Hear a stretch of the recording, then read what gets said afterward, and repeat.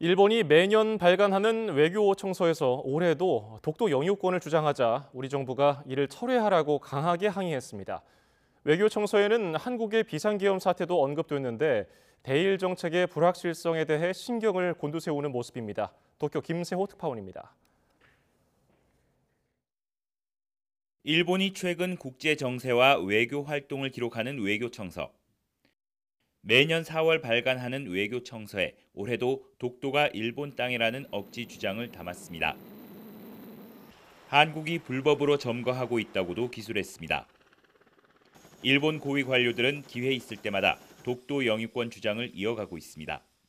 一方、竹島については、歴史的事実に照らしても、国際法上も日本固有の領土であるとの基本的な立場に基づき、毅然と対応してまいります。 우리 정부는 독도 영유권 주장에 대해 주한 일본 대사관 공사를 불러 강력히 항의하고 즉시 철회하라고 촉구했습니다.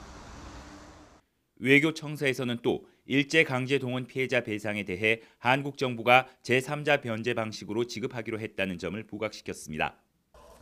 일본이 배상 책임을 지지 않는다는 점을 강조하기 위한 것으로 풀이됩니다.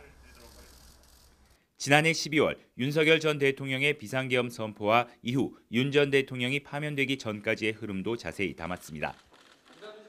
한국의 국내 정세가 유동적이지만 한국 정부와 긴밀한 의사소통을 이어왔다며 한일 관계의 중요성을 표현했습니다.